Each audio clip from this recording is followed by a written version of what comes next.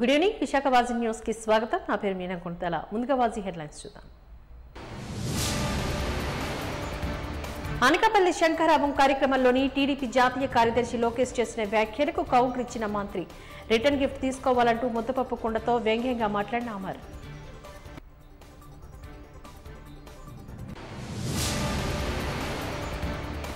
జనన మరణ వివాహ ధృవీకరణ పత్రాలను సకాలంలో జారీ చేయాలని ఆదేశించిన సీనియర్ సివిల్ జడ్జ్. జిల్లా న్యాయ సేవాధికార సంస్థ ఆధ్వర్యంలో అవగాహన కార్యక్రమంలో వెల్లడించిన వెంకటశేషమ్మ. తమ సమస్యల పరిష్కారంలో ప్రభుత్వం నుంచి స్పష్టమైన ఆదేశాలు వచ్చే వరకు వెనక్కి తగ్గేది లేదంటున్న ఏపీ జేఏసీ. ఈ నెల 27న చలో విజయవాడకు పిలుపునిస్తామని హెచ్చరించిన ఉద్యోగులు. ఇక డీటెయిల్స్ చూద్దాం. 2023 అక్టోబర్ డిసెంబర్ త్రైమాసికంలో వివాహం చేసుకున్న అర్హులైన 10,132 జంటలకు గాను 78.53 కోట్ల రూపాయల నిధులను విడుదల చేశారు సీఎం జగన్మోహన్ రెడ్డి. ఈ మేరకు తాడేపల్లి కార్యాలయంలో సీఎం జగన్మోహన్ రెడ్డి మాట్లాడుతూ మహిళా సాధికారతకు పెద్దపీట వేస్తూ 10వ తరగతి అర్హతగా తీసుకున్నామని చెప్పారు. తద్వారా భవిష్యత్తు తరాలు కూడా చదువులు బాగుపడతాయని ఆశాభావాన్ని వ్యక్తం చేశారు. పేద కుటుంబాలు అప్పుల పాలు కావద్దని, అదనంగా వాళ్ళ పిల్లల చదువును ప్రోత్సహించే క్రమంలోనే వైఎస్ఆర్ కళ్యాణమస్తు వైఎస్ఆర్ షాదీ తోపా సాయాన్ని అందిస్తున్నట్లుగా సీఎం జగన్ ఉద్ఘాటించారు. ఇప్పుడు ఈ రోజు అయితే ఇస్తా ఉండేది అక్టోబర్, నవంబర్, డిసెంబర్ ఆ క్వార్టర్కి సంబంధించింది ఈ రోజు ఇస్తా ఉన్నాం. దాదాపుగా 78 కోట్ల రూపాయలు. ఇంతవరకు ఇచ్చిన కార్యక్రమం చూస్తే గత 5 సార్లుగా ఇచ్చినట్టు అవుతుంది. దాదాపుగా 56,194 జంటలకు మంచి జరిగిస్తూ, వాళ్ళ కుటుంబాలకు మంచి జరిగిస్తూ, వాళ్ళ తల్లిదండ్రులకు మంచి జరిగిస్తూ 427 కోట్ల రూపాయలు ఈ ఒక్క పథకానికే పిల్లల చదువును ప్రోత్సహించేందుకు మరో ముందడుగు వేస్తా ఉన్నాము. వేసినందుకు చాలా సంతోషంగా ఉంది. దీనివల్ల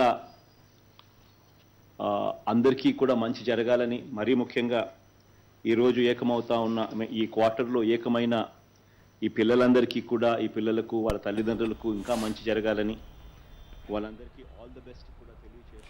తన తప్పులు తాను తెలుసుకోకుండా, తన తండ్రి రాష్ట్రానికి చేసిన అన్యాయం గురించి ఆలోచించకుండా, రాష్ట్రంలో జరుగుతున్న అభివృద్ధికి సంబంధించిన వాస్తవాలు తెలుసుకోకుండా తనపైన ముఖ్యమంత్రి జగన్మోహన్ రెడ్డి కుటుంబంపైన టీడీపీ రాష్ట్ర ప్రధాన కార్యదర్శి లోకేష్ చేసిన వ్యాఖ్యలపైన రాష్ట్ర పరిశ్రమల శాఖ మంత్రి గుడివాడ అమర్నాథ్ తీవ్రంగా ధ్వజమెత్తారు.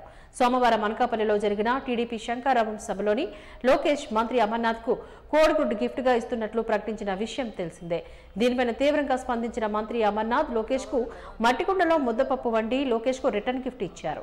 దీన్ని లోకేష్ కి పంపిస్తామని ఆయన వచ్చి తీసుకున్న అభ్యంతరం లేదని మంత్రి చెప్పుకొచ్చారు. స్థానిక సర్క్యూట్ హౌస్ లో మంగళవారం ఏర్పాటు చేసిన మీడియా సమావేశంలోని ఆయన మాట్లాడారు. లోకేష్ కు ఇష్టమైన ముద్దపప్పును తయారు చేసి ఆయనకు పంపిస్తున్నామని చెప్పారు.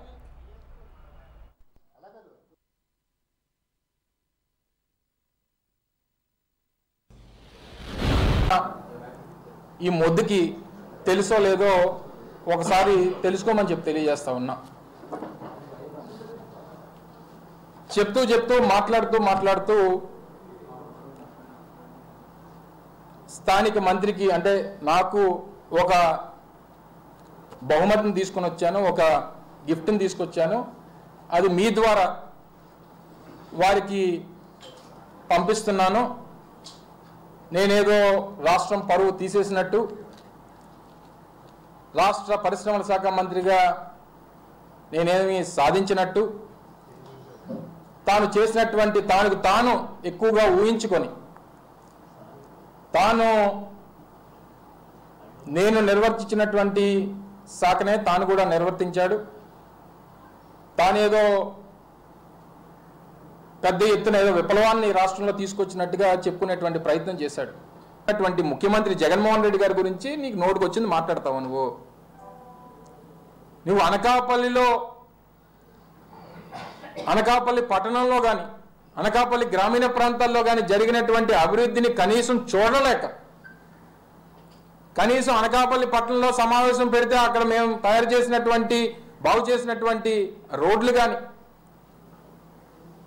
అక్కడ చేసినటువంటి అభివృద్ధి కార్యక్రమాలు కానీ, ఈరోజు అత్యంత ప్రతిష్టాత్మకమైనటువంటి అనకాపల్లి జిల్లాని ఏర్పాటు చేసి అనకాపల్లి పట్టణాన్ని జిల్లా హెడ్ క్వార్టర్గా మా హయాంలో అనకాపల్లికి ఆ గుర్తింపునిచ్చినటువంటి విషయాన్ని ఎక్కడ ప్రస్తావించాల్సి వస్తుందని ఇష్టం వచ్చినటువంటి మాటలు మాట్లాడతావు. మెడికల్ కాలేజ్ గురించి మాట్లాడతావు, RECS గురించి మాట్లాడతావు. నీ పక్కన ఉన్నటువంటి ఆ బంట్రోతులను అడిగితే నీ పక్కన కూర్చున్నటువంటి వారు ఎవరైతే దాన్ని అడ్డుకోవడానికి ప్రయత్నం చేసి అడ్డుకున్నారో, నువ్వు చెప్పినటువంటి విషయాలకు కారకులైనటువంటి వారు అందరినీ కూడా దొంగల ముఠాన్ని అందరినీ పక్కన కూర్చోబెట్టుకొని నువ్వు మళ్ళీ మమ్మల్ని ప్రస్తావిస్తూ మమ్మల్ని విమర్శిస్తావా? సిగ్గుందా నీకు? ఆ 420 గారిని పక్కన పెట్టుకుంటావు, ఆడు మాట్లాడతాడు నా గురించి. నీ ప్రభుత్వంలోనే నువ్వు మంత్రివర్గంలో ఉన్నప్పుడు నీ తండ్రి ముఖ్యమంత్రిగా ఉన్నప్పుడు ఆ 420 గారి మీద 420 కేసు పెట్టింది నీ ప్రభుత్వం. మా అనకాపల్లి మాజీ శాసనసభ్యుడి మీద 420 కేసు ఆ ప్రభుత్వంలో అధికార పార్టీ ఎమ్మెల్యే మీద నీ ప్రభుత్వం 420 కేసు పెట్టిన 420 గారిని పక్కన కూర్చోబెట్టుకొని నువ్వు కూడా మాట్లాడితే, ఆ 420 గారు వచ్చి నా గురించి మాట్లాడితే వాడు కూడా నా గురించి మాట్లాడేటువంటి పరిస్థితిలో ఉన్నాడంటే ఏం చెప్పమంటారు? నేను పాలు తాగి పెరిగితే ఆడు సారా తాగి పెరిగాడు, ఆడు కూడా నా గురించి మాట్లాడితే ఏం మాట్లాడమంటారు నన్ను? ఉద్యోగాలు ఇస్తామంటూ యువతకు పెడతవ పట్టించిన వైసీపీ సర్కార్ పైన మండిపడ్డారు మాజీ మంత్రి టీడీపీ జాతీయ ప్రధాన కార్యదర్శి నారా లోకేష్. నర్సీపట్నంలో నిర్వహించిన శంఖారావంలో భాగంగా అచ్చెన్న రాష్ట్ర ప్రజలను ఉద్దేశించి మాట్లాడారు. నవరత్నాల పేరిట ప్రజలను నవమోసం చేశారంటూ విమర్శించారు. తమ ప్రభుత్వం అధికారంలోకి వస్తే ఉద్యోగాలు కల్పిస్తామంటూ హామీనిచ్చారు. సూపర్ 6 పథకాలతో నిరుద్యోగ యువత, మహిళలకు పెద్దపీట వేశామని తెలిపారు. కార్యక్రమంలో మాజీ మంత్రి అచ్చెన్నాయుడు, ఇతర టీడీపీ నాయకులు, స్థానిక నాయకులు తదితరులు పాల్గొన్నారు. అధిగదిగా మన భవిష్యత్తు నాయకుడు శ్రీ నారా లోకేష్ గారికి నర్సీపట్నం తెలుగుదేశం పార్టీ జనసేన కుటుంబ సభ్యులు గట్టిగా చప్పట్లతో స్వాగతం పలకాల్సిందిగా కోరుతున్నాం. ఈ రోజు నర్సీపట్నంలో జరుగుతున్న కార్యక్రమంలో ముందుగా అన్న నందమూరి తారక రామారావు గారికి పూలమాలేసి నివాళులర్పించవలసిందిగా శ్రీ నారా లోకేష్ గారిని కోరుతా ఉన్నాం. జోహార్ అన్న ఎన్టీఆర్, జోహార్ అన్న ఎన్టీఆర్, జోహార్. పిల్లలకి వాళ్ళు ఉద్యోగాలు ఇస్తాను ఇచ్చాడండి. మరి ఇవ్వనప్పుడు మీ పిల్లలంతా ఎందుకు ఓటు వేయాలి జగన్ రెడ్డి గారికి? ఒకసారి అర్థం చేసుకోమని అడుగుతున్నాను ఈవేళ. అంతేకాకుండా ప్రతి సంవత్సరం 6,500 మంది కానిస్టేబుల్ పోస్టులకు ఇస్తున్నాడు. బాబు పోలీసులు చూడండి అయ్యా, ఇప్పుడుకన్నా కళ్ళు తెరవండి అయ్యా.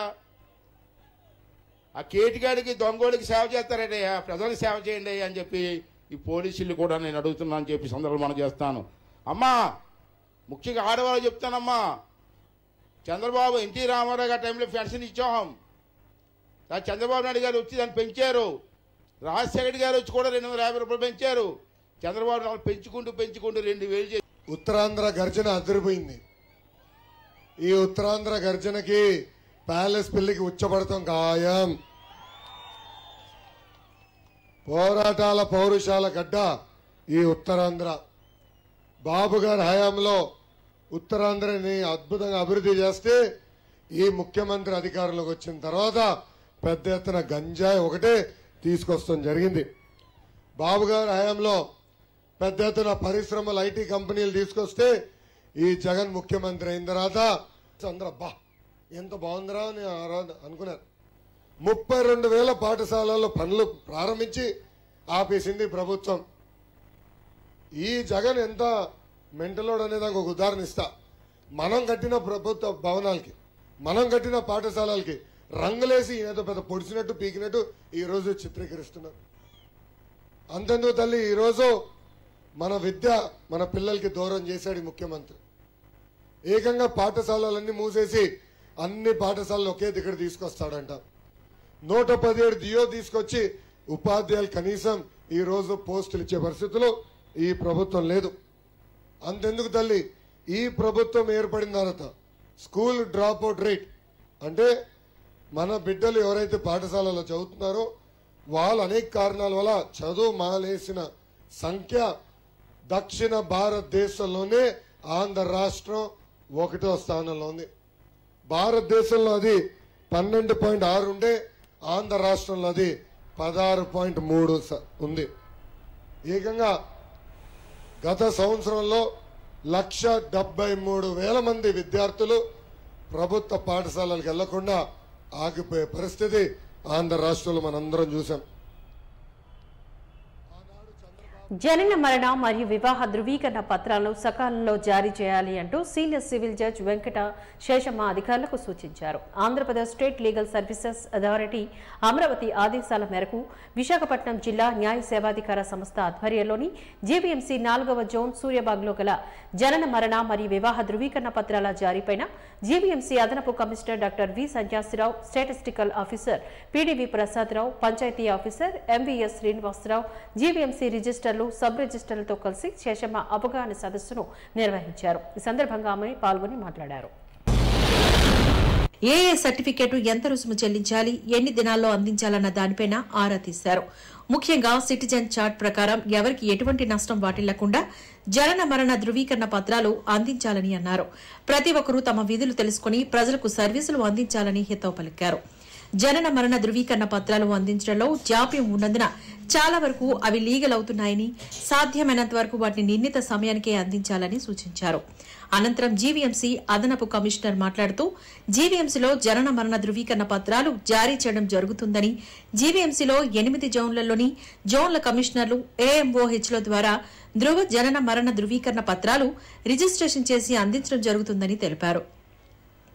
జనన మరణ ధృవీకరణ పత్రాల్లోని సవరణలు మొదలైనవి సాంకేతికంగా ఉన్నవి స్టాటిస్టికల్ అధికారి ద్వారా సరైన పత్రాలు సమర్పించినచో పరిష్కరించడం జరుగుతుందని చెప్పారు. తదుపరి district register, panchayati officer, marriage ధృవీకరణ పత్రాలు అవి అందించే విధి విధానాలను వివరించారు. ఈ అవగాహన సదస్సులోని జోనల్ కమిషనర్లు, ఏఎంఓహెచ్లు, శానిటరీ ఇన్స్పెక్టర్లు, కార్యదర్శులు తదితరులు పాల్గొన్నారు. ఈరోజు అవగాహన సదస్సు కోర్టు వారు నిర్వహించారు. ఎందుకంటే బర్త్ అండ్ డెత్ జన్మమరణాల సర్టిఫికెట్ల మీద మరియు marriage certificates, caste certificates, income certificates మీద ప్రజల్లో అవేర్నెస్ తీసుకురావడానికి, అధికారుల ద్వారా అవేర్నెస్ తీసుకురావడానికి ఈరోజు అవగాహన సదస్సు నిర్వహించారు. దీని మీద బర్త్ అండ్ డెత్ గురించి, అలాగే మ్యారేజెస్ గురించి, సర్టిఫికెట్లు ఏ విధంగా పబ్లిక్ తీసుకోవాలి, ఎక్కడ చనిపోతే అలా అప్లై చేసుకోవాలి, పేరు నమోదు ఎలా చేసుకోవాలి, కరెక్షన్స్ ఎలా చేసుకోవాలి అన్నది చాలా డీటెయిల్గా చెప్పడం జరిగింది. ఇది ప్రజల్లోకి మరింతగా అవగాహన తీసుకుంటానికి, ఈ ప్రజల్లోకి కూడా పబ్లిక్ అవేర్నెస్ తీసుకురావడానికి ఈ మీటింగ్ చాలా ఉపయోగపడుతుందని నేను అనుకుంటున్నాను. మిలాన్ 2024 నేపథ్యంలో సెంటర్ సబ్స్ నిర్ణయించిన పార్కింగ్ ప్రదేశాల్లో మాత్రమే వాహనాలు నిలిపివేయాలని జాయింట్ సిపి ఫకీరాపా తెలియజేశారు. ఈ మేరకు పోలీస్ కమిషనరేట్ సమావేశ మందిరంలో నిర్వహించిన విలేకరుల సమావేశంలో ఆయన మీడియాతో మాట్లాడారు. ఈ నెల 20 నుంచి 23వ తేదీ వరకు బీచ్ రోడ్లోకి వాహనాలను అనుమతించబోమని తెలిపారు. మిలాన్ నేపథ్యంలో విశాఖకు వచ్చే ప్రముఖులకు గాను 18 అంచెల విభాగంలో రక్షణ కల్పించే విధంగా భద్రతా ఏర్పాట్లు చేస్తామని చెప్పారు. 7 డీసీపీల నేతృత్వంలో 3,500 మంది సిబ్బంది పర్యవేక్షణలో భద్రత కొనసాగుతుందని వెల్లడించారు. ఆకాశవాణి కేంద్రం నుంచి ఏర్పాటు చేసిన గేటు నుంచి కేవలం పాసులు ఉన్నవారిని మాత్రమే అనుమతిస్తామని స్పష్టం చేశారు. మిలన్ కార్యక్రమానికి వచ్చే సందర్శకులకు పోలీస్ వారికి సహకరించాలని కోరారు. ద్విచక్ర వాహనం మాత్రమే. నెక్స్ట్ కార్లు మళ్ళీ ఆర్కే బీచ్ నుంచి 21st మనకి ప్రముఖ వ్యక్తుల రాకపోకలు ఉంటుంది. సో ఆ ప్రముఖమైన వ్యక్తుల రాకపోకలకు సంబంధించి టైం టు టైం మనకి పబ్లిక్కి కూడా మనము సోషల్ మీడియాల ద్వారా, ఎఫ్ఎం రేడియో ద్వారా ట్రాఫిక్ మళ్లింపు మరియు ట్రాఫిక్ కంజెక్షన్ గురించి కంటిన్యూస్గా మీడియాతో ఇంటరాక్షన్ చేస్తూ ఉంటాము. ముఖ్యంగా ఆన్ 21st మరియు 22nd విఐపి మూమెంట్ ఉండడం వల్ల ముఖ్యంగా 4 ప్రముఖమైన విఐపి మూమెంట్ నగరానికి ఉంటుంది. Honourable governor of AP, then chief of naval staff, honourable defence minister and honourable vice president of India movement ఈ వరకు అధికృతంగా మనకి కన్ఫర్మ్ అయింది. దీనికి సంబంధించి బందోబస్తు ముఖ్యంగా మన law and order point of view మరియు ట్రాఫిక్ కలిసి ఇప్పుడు 18 సెక్టర్గా బందోబస్తుని డివైడ్ చేసుకొని 3,536 మెంబర్స్ని డిప్లాయ్మెంట్ ఈ వరకు మనం ప్లాన్ చేయడం జరిగింది. ముఖ్యమైన సెక్టర్స్ మనకి ఆర్కే బీచ్లో ఇంటర్నేషనల్ సిటీ పీరియడ్ మరియు రేపు చాలా ముఖ్యమైన రోజులు మనకి ఆర్కే బీచ్ సంబంధించి. తర్వాత outside the RK beach traffic point of view 21st and 22nd are very important for the traffic point of view. మొదట పార్కింగ్ ప్లేసు ఏపీఐఐసి గ్రౌండ్. ఇక్కడ పాస్లో కలిగిన నేవల్ ఉన్నతాధికారులకు మాత్రమే this is been allotted to naval officers, వాళ్ళకి మాత్రమే కేటాయించడం అయినది. So APIIC ground is exclusively for naval officers. Parking number 2 AU football ground. పాస్లో కలిగిన ఇతర నేవల్ అధికారులకు కేటాయించడం అయినది. వారు అంటే దేర్ ఆర్ 2 థింగ్స్, ఏపీఐఐసి గ్రౌండ్లో కూడా ఉంటుంది, మళ్ళీ ఏయూ ఫుట్బాల్ గ్రౌండ్ కూడా నేవీ ఆఫీసర్ కేటాయించిన తర్వాత వారు ఏపీఐఐసి ఫుట్బాల్ గ్రౌండ్లో ఏయూ ఫుట్బాల్ గ్రౌండ్లో పార్కింగ్ చేసిన తర్వాత కాలనడకన పార్క్ హోటల్ లేదా AU English medium school ground beach రోడ్లో వారికి కేటాయించిన ఎన్క్లోజర్లు వెళ్ళాలని మనము ప్లాన్ చేసుకుంటున్నాము. ఉద్యోగ ఉపాధ్యాయుల సమస్యల పరిష్కారానికై ఈ నెల 27న చలో విజయవాడ కార్యక్రమాన్ని చేపడుతున్నట్లుగా ఏపీ ఎన్జీఓస్ జిల్లా కార్యదర్శి జేఏసీ చైర్మన్ కె ఈశ్వరరావు తెలియజేశారు. ఈ మేరకు మంగళవారం జిల్లా కలెక్టరేట్లోని ఎన్జీఓ కార్యాలయం ఆవరణలో ఏపీ ఎన్జీఓస్ నేతృత్వంలో నిరసన సభ నిర్వహించారు. సభలోని ఆయన ఈ సందర్భంగా ప్రసంగిస్తూ రాష్ట్రంలోని 3.80 లక్షల మందికి గాను ఉద్యోగ ఉపాధ్యాయులు ఉన్నారని తెలియజేశారు. ఉద్యోగులకు ప్రభుత్వం బకాయిల కింద 20 కోట్లు చెల్లించాలని చెప్పారు. జీపీఎఫ్ ఏపీజీఎల్లోని ఉద్యోగులు దాచుకున్న డబ్బులను అలాగే సరెండర్ లీవుల కింద 3 ఏళ్లుగా రావాల్సిన 4,000 కోట్లను ఇవ్వడం లేదని మండిపడ్డారు.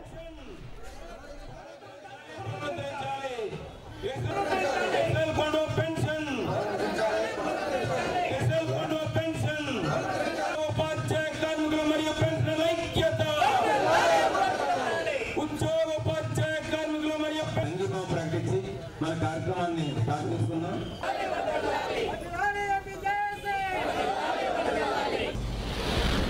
కేంద్రాల్లోని కూడా అంటే అన్ని ఉమ్మడి జిల్లా కేంద్రాల్లో 13 ఉమ్మడి జిల్లా కేంద్రాల్లో కూడా ఇవాళ ధర్నా ప్రోగ్రాంని నిర్వహించాలని చెప్పేసి రాష్ట్ర జేఏసీ ఇచ్చినటువంటి పిలుపు మేరకు ఇవాళ విశాఖపట్నం జిల్లా ఈ ఎన్జిఓ ఆవరణలో మరి ధర్నా ప్రోగ్రాంని తలపెట్టాం.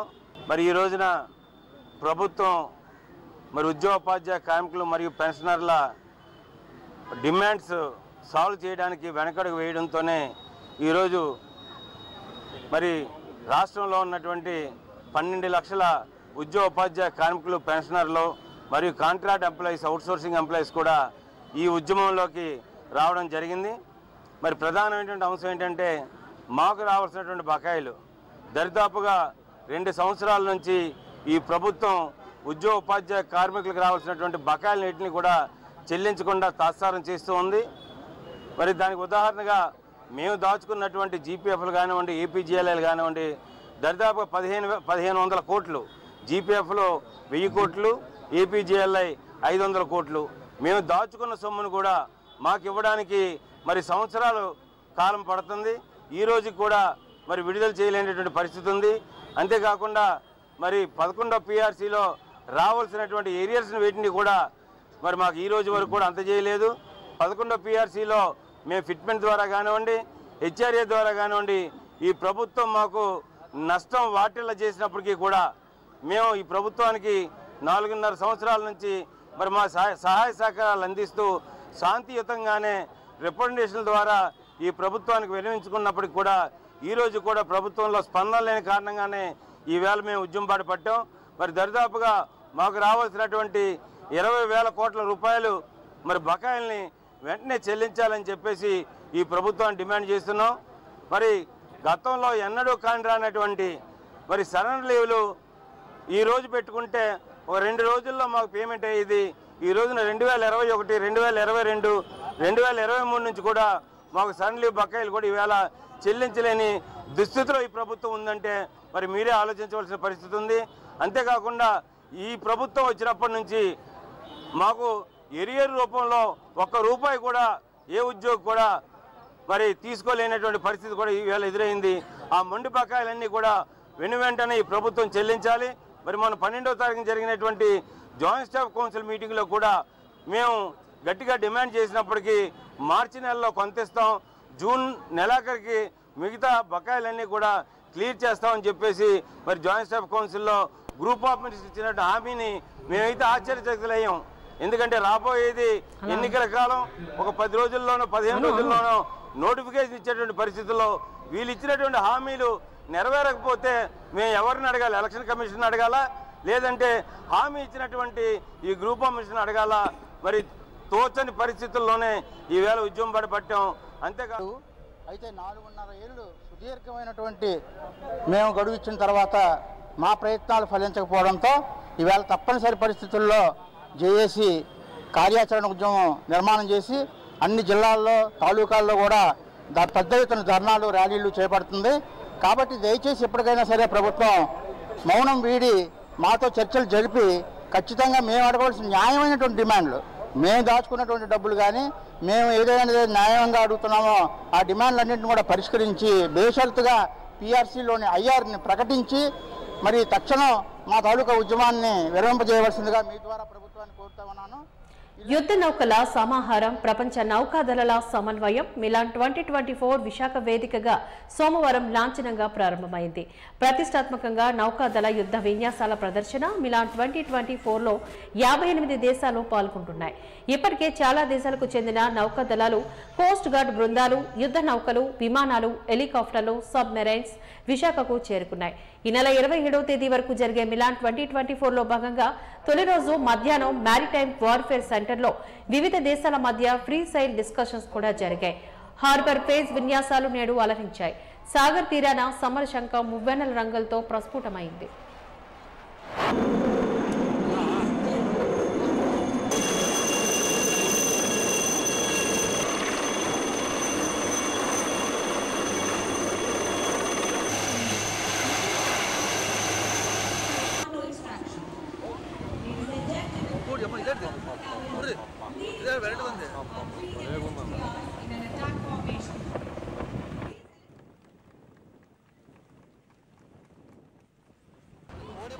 ఆఫీసరమ్మా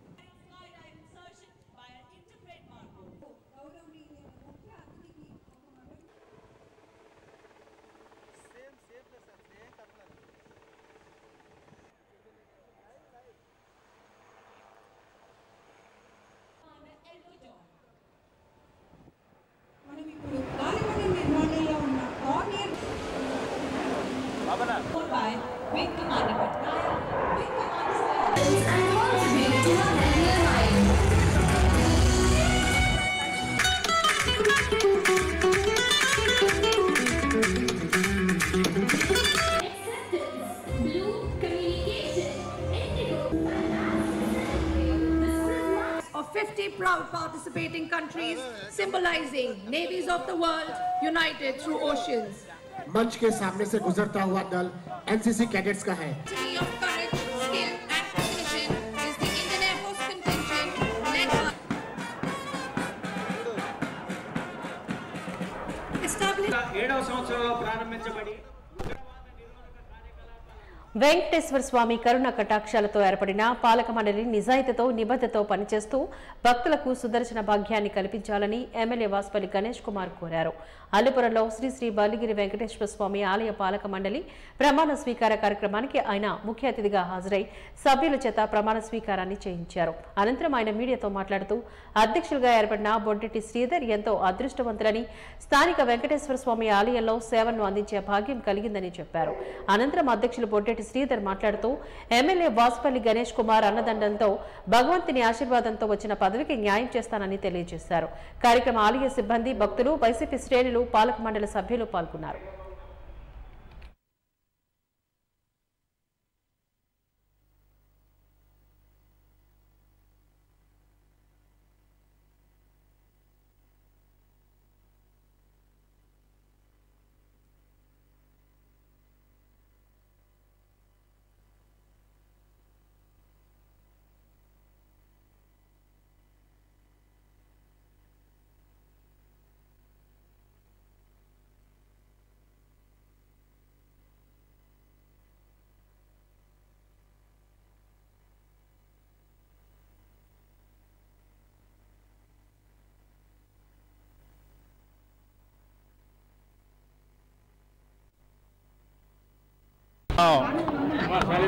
విశాఖపట్నం దక్షిణ నియోజకవర్గం 33వ వార్డు వెంకటేశ్వరం మెట్ట మళ్ళీ వెంకటేశ్వర స్వామి దేవాలయంలో నూతన దేవాదాయ ధర్మకర్త మండలి సభ్యులందరూ కూడా ప్రమాణ స్వీకారం చేశారు. ఈ ధర్మకర్త మండలి సభ్యుల్లో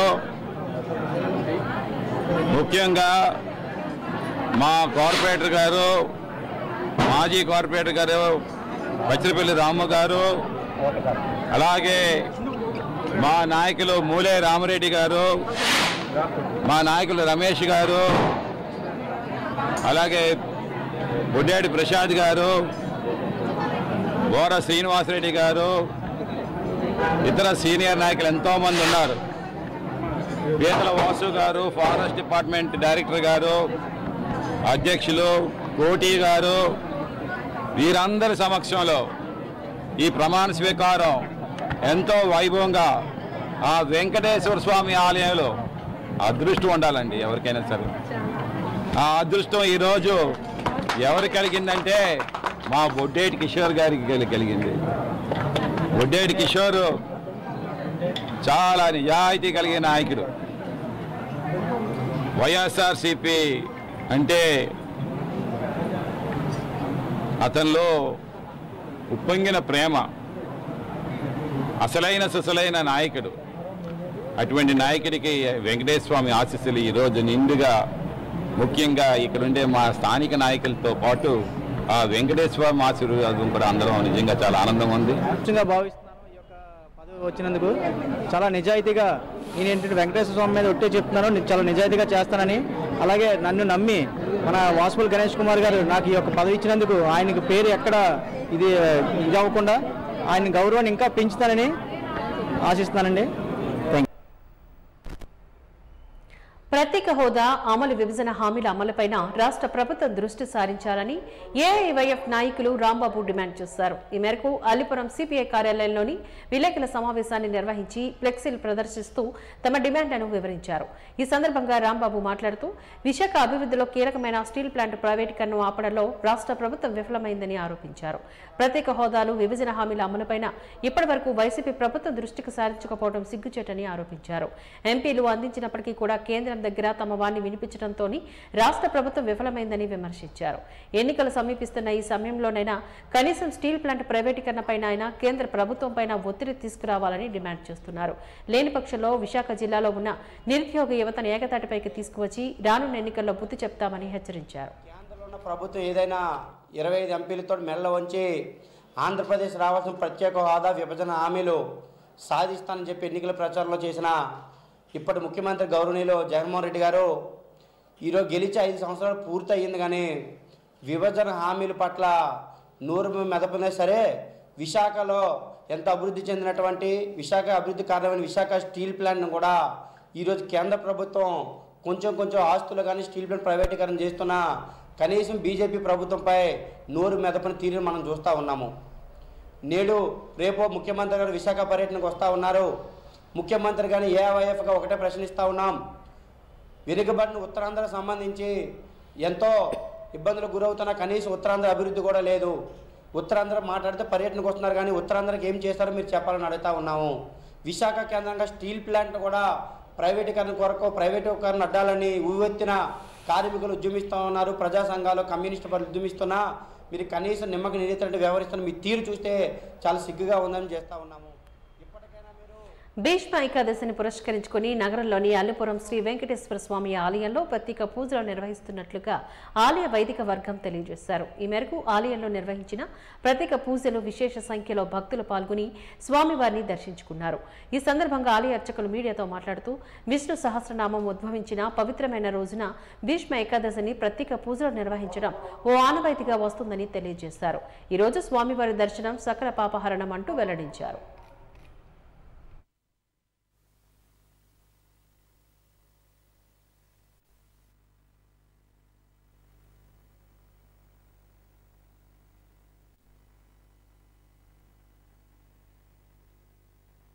వెంకటేశ్వర స్వామి వారి దేవస్థానంలో ఈ రోజున భీష్మ ఏకాదశి పర్వదిన సందర్భంగా స్వామివారికి ఉదయం 5 గంటల నుండి సుప్రభాత సేవ, తదనంతరము సామూహిక అర్చన కార్యక్రమం, ప్రాతకాల ఆరాధన అనంతరము స్వామివారికి విశేష అర్చన కార్యక్రమం జరపడింది. ఈ భీష్మ ఏకాదశి యొక్క మహత్యం ఏమంటే, భీష్మ పితామహుడు అంపశయ మీద ఉన్న సమయంలో శ్రీకృష్ణ పరమాత్మను చూస్తూ విశ్వం విష్ణు వషట్కారో భూతభవ్య భవత్ప్రభు, విశ్వానంతటికీ కూడా జగత్ప్రభు అయినటువంటి నీవే అందరికీ రక్షగా నిలబడి శంఖచక్ర గదాధారివై ఈ లోకాన్ని అంతటినీ రక్షించడానికి నీవు ప్రభువే ఉన్నావు కాబట్టి మా అందరం కూడా నిన్ను ప్రార్థన చేస్తున్నామయా అంటే, అనన్య సింధయంతోమా ఏ జనా పరిగిపాసితే తేషాం నిత్యాభియుక్తానాం యోగక్షేమం మహామేహం అన్నారు. ఎవరైతే ఆర్తితో నన్ను శరణు వేడుతారో వారందరికీ కూడా శరణాగతాన్ని ఇచ్చి మీ అందరికీ కూడా శుభాలు కలుగుతాయి అని శ్రీకృష్ణ పరమాత్ముడు ఆనదిచ్చిన సందర్భం కాబట్టి ఈ రోజున అత్యంత పరమ పవిత్రమైనటువంటి విష్ణు సహస్రాన్ని లోకానికి ఉద్భవించిన రోజు కాబట్టి ఈ రోజున స్వామివారికి విశేష అర్చనా కార్యక్రమాలు జరపడి భక్తులందరికీ కూడా తీర్థప్రసాద వినియోగాలు చేయడం జరిగింది. భక్తుల యొక్క గోత్రనామాలతో విశేష అర్చనా కార్యక్రమాలు జరగబడుతూ ఎంతెంతో అభివృద్ధి చెందుతున్నటువంటి ఈ దేవాలయం స్వామివారి యొక్క ఆదేశాలతో, స్వామివారి యొక్క అనుగ్రహంతో ప్రతి ఒక్కరు కూడా లోకమంతా కూడా సుభిక్షంగా సురక్షంగా ఉండాలని భగవంతుని ప్రార్థిస్తూ యాక్మి సంస్థ ఆధ్వర్యంలో మద్దిలపాలెం కళాభారతి ఆడిటోరియంలో పద్మశ్రీ దాదా పుల్గే పురస్కార సన్మానితుడు కళా తపస్వి కాశీనాథుని విశ్వనాథ్ 94వ జయంతి సందర్భంగా నిర్వహించిన స్వరాభిషేకం ఘనంగా నిర్వహించారు. ఈ కార్యక్రమానికి గాను ముఖ్య అతిథిగా ప్రముఖ గాయని పి సుశీల విచ్చేశారు. ఆమె చేతుల మీదుగా గాయకుడు నేమాని పార్థసారథికి డాక్టర్ కె విశ్వనాథ్ సంగీత పురస్కారాన్ని అందజేశారు. స్వరనిధంతో బిరుదుతోని ఆయన్ను సత్కరించారు. కళా తపస్వి కె విశ్వనాథ్ తెరకెక్కించిన చిత్రాల నుంచి గాయకులు పార్థసారథి, రాము తదితర గాయనీమణులు గీతాలు ఆలపించారు. యాక్మి కె ప్రతాప్ నేతృత్వంలో జరిగిన ఈ కార్యక్రమంలోని మాజీ మంత్రి Dadi Veerabhadrarao, VMDA chairman MSN Raju, writers academy chairman, leader దినపత్రిక సంపాదకులు వివి రమణమూర్తి, యాక్మి సంస్థ ప్రధాన కార్యదర్శి P Anand Kumar, association partner MVR Nageswararao తదితరులు ఈ కార్యక్రమంలో పాల్గొన్నారు.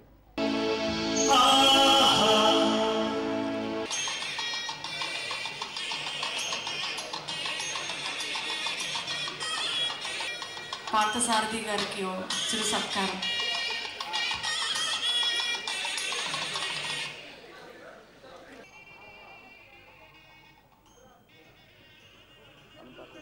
ఆ రిక్వెస్ట్ మన సింగర్స్ కూడా ఉపయోగించుకోవాలి.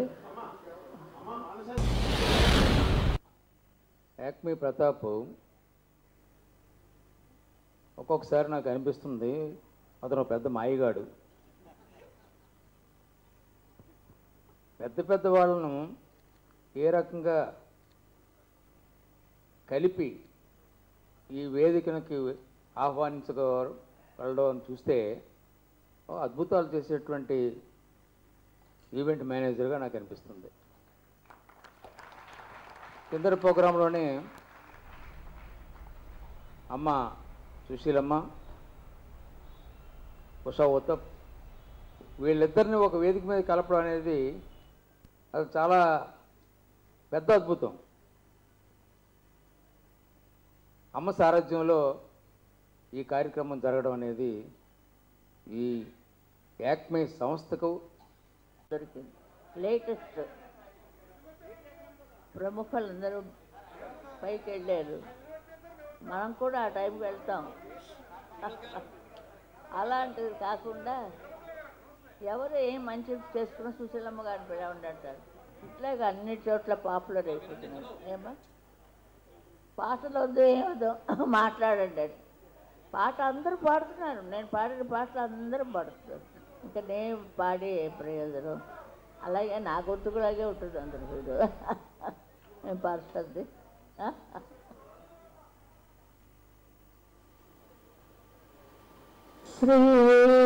శ్రీరాఘవం దశరథాత్మజ ప్రమేయం సీతాపతిం రఘుకులాన్వయ రత్నదీపం ఆజానుబాహం అరవిందదళాయతాక్షం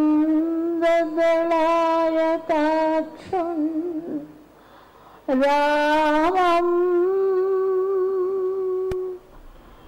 నిశాచర వినాశకర నమామి.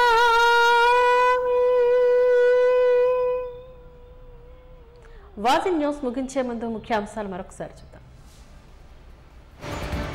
అనకాపల్లి శంకారావం కార్యక్రమంలో టీడీపీ జాతీయ కార్యదర్శి లోకేష్ చేసిన వ్యాఖ్యలకు కౌంటర్ ఇచ్చిన మంత్రి. రిటర్న్ గిఫ్ట్ తీసుకోవాలంటూ ముద్దపప్పు కుండతో వ్యంగ్యంగా మాట్లాడిన అమర్.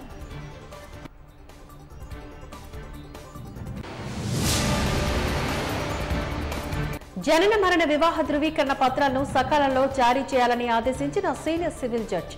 జిల్లా న్యాయ సేవాధికార సంస్థ ఆధ్వర్యంలో ధృవీకరణ పత్రాలపైన అవగాహన కార్యక్రమంలో వెల్లడించిన వెంకటశేషమ్మ.